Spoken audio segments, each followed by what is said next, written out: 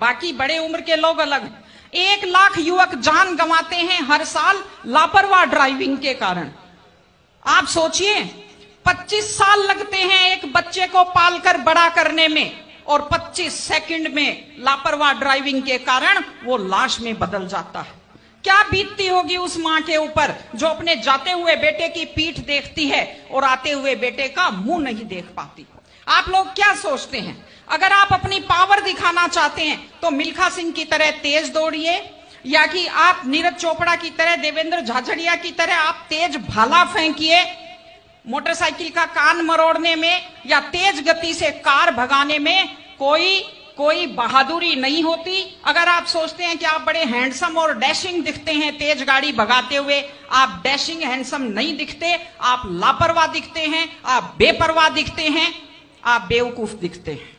इसलिए कम से कम सड़क पर जब भी गाड़ी चलाएं, आप ध्यान से गाड़ी चलाइए। आपकी जिंदगी आपके माता पिता की भी है।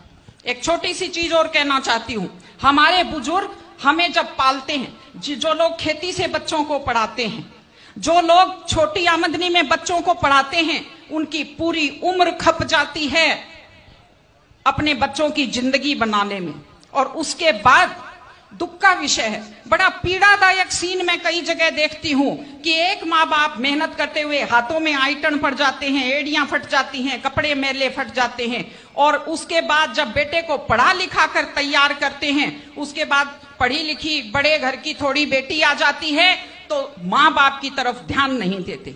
आज हमारे 60-70% घरों में हालत यह है कि बुजुर्गों को रोटी तो मिल रही है लेकिन इज्जत से रोटी नहीं मिल रही। इस चीज को बदलने की जरूरत है। माँ बाप, मैं आपसे कहती हूं, जैसी भी परिस्थिति होती है, माता पिता आपको राजकुमार की तरह पालते हैं। आपकी भी ड्यूटी है, जैसी आपकी हैसियत है, बुढ़ापे में उनको बादशाहों की तरह से रखिए, उनकी सेवा कीजिए, उनका सम्मान कीजिए।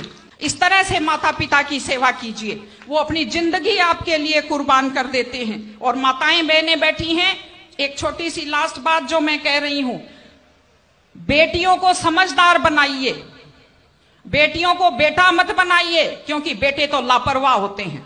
बेटियों को समझदार बेटी बनाइए।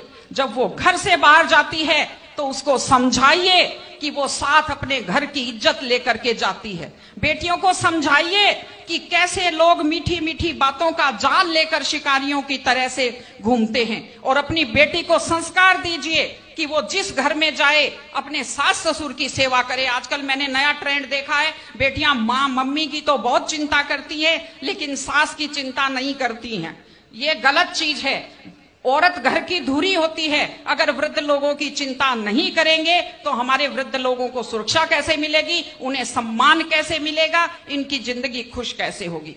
इसलिए कोई भी कौम तभी आगे बढ़ती है जब वो संस्कारवान हो, जब वो मेहनती हो, जब वो शिक्षा पर ध्यान दे। हमने ये सब किया है, मैं आपको बधाई देती हूं।